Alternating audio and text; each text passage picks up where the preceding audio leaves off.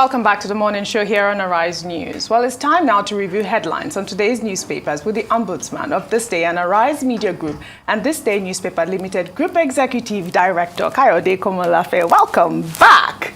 It's good to have you. Great to be here. I heard you were not here last week and the week before and the week before, and we miss you too much. Thank you so much. I miss you guys too. Yeah, and it's good to have my namesake on the that's show. true. Namesake. Kayode, the great Malabite. Welcome. Thank you very much. Are you a Malabite as well? Yeah, Oh, we soon adopt her as a Malabite.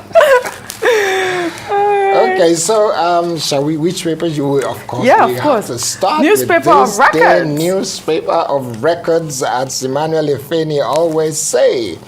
National Broadcast Buhari urges politicians to accept decisions of election tribunals. That's the top headline, and Senate amends CBN Act to raise lending limits to FG. That particular story caught my attention last night, and maybe we should start with that one before we talk about the transition. In terms of Senate amending CBN Act, a lot of people have said clearly that the government is going against the law, and the CBN is going against the law in terms of lending to itself, pretty much arrogating to itself the powers that it didn't have. What's your thought about that story? Like you said, it's clear that the Senate had to meet in emergency to legalize, what is already illegal that they've been doing. Well, or what has been adjudged by in some quarters, as illegal. But the more curious thing, just like you said, I caught your attention. The more curious thing is that why this last-minute, action. Definitely, a new administration will be in place as from tomorrow, and definitely it has its agenda and. Will have its own focus. It will have its own focus in terms of policies. Would you say this was a nocturnal meeting by...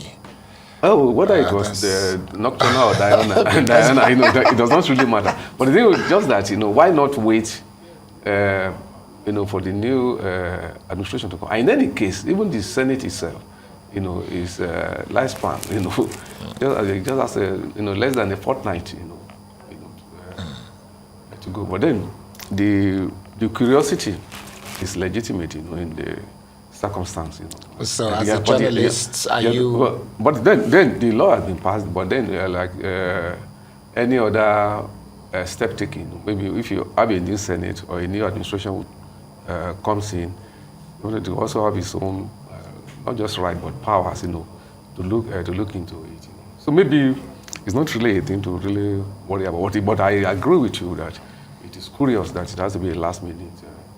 Then the other part, maybe the other way of looking at it, to be perhaps charitable to the Senate is that maybe in the first few days or weeks that the new administration will be in place, that certain actions that might want to take will require a legal basis, even albeit in a transitory mode, that the amendment to the law, which was carried out, hurriedly, yesterday, perhaps, could be justified on that ground. But in any case, the future is here, So already. On that particular story, though, what is your thought as a Nigerian, considering the fact that they moved it from 5% to 15% in terms of how much the government, in a manner of speaking, can lend itself from the CBN? Yeah, there's been the fear that perhaps it will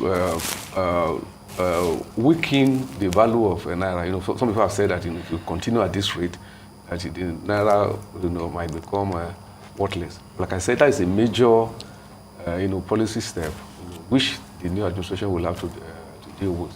All right, Mr. Komolafe, let us touch on the lead story on This Day. In national broadcast, Buhari urges politicians to accept decisions of election Tribunal. This day always has a way of getting it right, right? Salutes Tinubu's courage, says he's the best to succeed him. This was this morning, 7 a.m. I don't know if you watched the live broadcast. What are your thoughts? Yes, I did, and I think I receive it, perhaps, differently, from what perhaps others must have done so. One, I find the tone of the president, very humble. In the opening paragraphs, where he's giving gratitude to God and appreciating Nigerians, for the support given to him in the last 8 years. He actually says that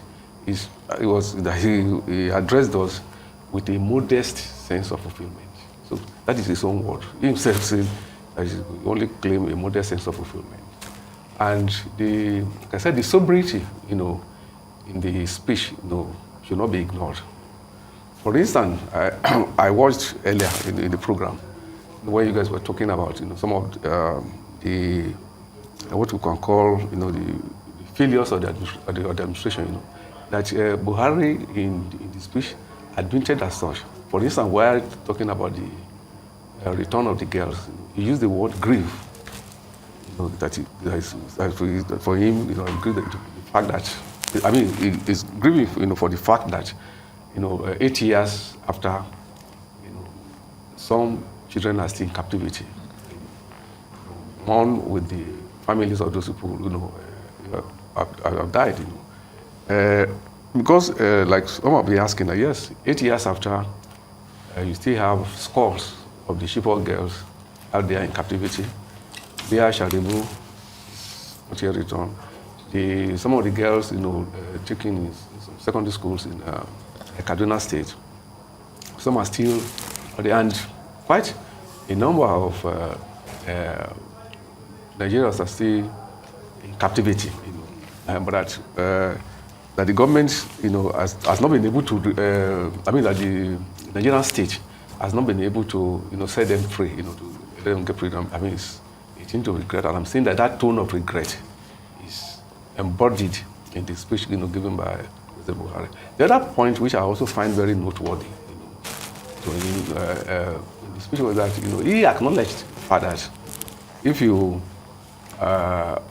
look back, about this time 8 years ago, that the expectations, were very high, and legitimately so, that people expected, a lot of, positive things to happen, And he actually used the word apologize. All right, I want to take you up on that as well, because it's also the lead story on the Sunday Tribune. Yeah. The lead story is, I apologize for pains I caused. Buhari begs Nigerians. I'm leaving Nigeria better than I met it in 2015, he adds. This is also from the live broadcast. But this day captured it in a way that I wanted to ask you. He urged politicians to accept the decision of election tribunal. You know that he boasted about his legacy, which is leaving a free, fair, and credible election. Now, in your opinion, what do you make of that? Accept the decisions of the election tribunals at this point. What do you make of that? And what do you make of his statement about leaving that legacy of a free, fair, and credible election? I think that is the language of a statesman. Yes. What else the statesman has said, an election has been conducted. The election has been disputed by some of the contestants. The contestants are in court. You are running a democracy where you talk of the supremacy of the rule of law. So what else could a statesman have said that to say that, yes, it's your right to go to court, which he acknowledged again in the speech, that people have gone to court and that is legitimate thing, which is the civilized thing and the decent thing to do. So what else will a statesman say other than to say that the outcome of the judicial process should be accepted by all. If anybody who is a Democrat will have no quarrel with that. So, do you feel like there is, not feel? Can you, in anything that the president, can you find anything in what the president said that looks like an acknowledgement of any flaw whatsoever in the process that he was he had put together and what has happened in terms of the election, because there are so many flaws in the election, according to even independent observers from all over the world. Did you feel like there was any acknowledgement of those flaws by the president in his speech? You see, you need to grasp very well the dialectics of the president's position. Here is where he took, contradictory positions. The address made this morning, to me, I want to say that the address as president of Nigeria as a statesman, who has had the privilege, of leading this country in the last 8 years, At the same time, don't forget that, as president, he's also a politician. He is the leader of his party. His party went to the election. We also in that sense, like the writer of the story said, he saluted the winner of the election, yes. And assured that he was going to give a good leadership. So you don't expect him, in one respect, congratulating his would-be successor and assuring the nation that he will consolidate on the gains made for him now to also be, to be rejecting the result of the election. But that is quite improbable, So I think what he has done in the circumstance, to me, is the statesmanship. That is agreeing that people have issues with the election, they have been disputed, the matter is in court, and that people should wait for it. So it is not his place to now come and join, those who are, disputing the election. Well, I think Kayode was talking about that tone of regret that you mentioned earlier as well. I mean, he was asking, did you feel that he should have mentioned that as well in the speech? Because, like he said, a lot of international observers have, discredited that election that brought in his successor. But let's move over to this day's style, I guess. The lead story, if we can pull up this day's style. Commissioning of Dangote Petroleum Refinery. That is the lead story on this day's style. It's the story on Dangote Refinery. Mr. Komalafe, did you attend that event? I did. Yeah. You were there? I'm sure now he wouldn't disappoint, and he didn't invite me. I'm just joking. But I mean, how amazing that! History was made. That commissioning or inauguration of the Dangote refinery, had in attendance several African heads of state, as well as politicians, and But there's also that type of sentiment that came out of that, whether or not we should be commissioning or inaugurating refineries at this point, whether Nigeria or Africa should have moved beyond that at this point. What is your take? Yeah, I cannot agree more with you on one note. That is, that what happened was that date is an important date in the economic history of Nigeria. Given when you look at the whole crisis, in the downstream, sector, of the economy, As if Nigeria, cannot put an end to this shame, of a crude exporting country importing its fuel, for domestic consumption, that at least whatever might be any technical point that anybody may raise, the hope is that the coming on stage of the Dangote refinery put an end to that, and Nigeria will be able to refine. Yes, I understand the point you are making, that for all these years, government has not been able to put its own refineries, into use and to ensure that but it has taken the effort, man in the private sector, to achieve the feat, as it were. Like they say that,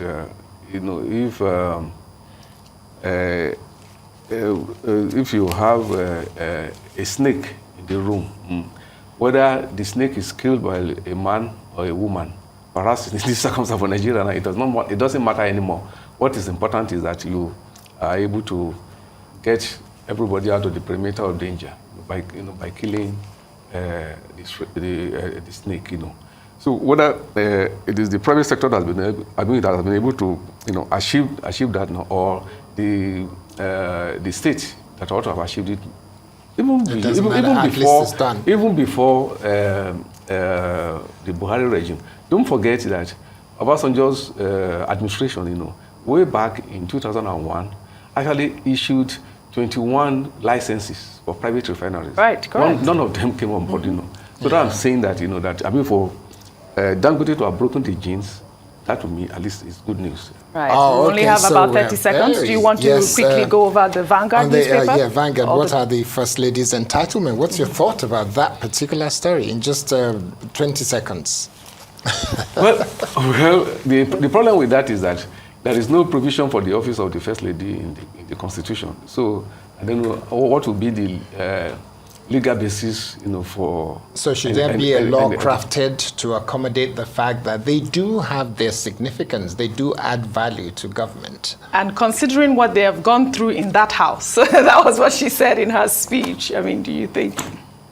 Well, I don't see that as a priority. You don't see it as a priority? Yeah. Okay, well, before we go, as we're going now, I would ask you, the president-elect was not at the event. Did it worry you? Not at all. It wasn't of significance? Yeah, because, I mean, because that's his event. It depends on his schedule. Okay, all right. Kade Komolafe, is always so good to see you, and we should have a cup of tea after this. Yeah, we always do. Thank you, Lucy. Yes. Thank you, Mr. Komolafe. Good to see you.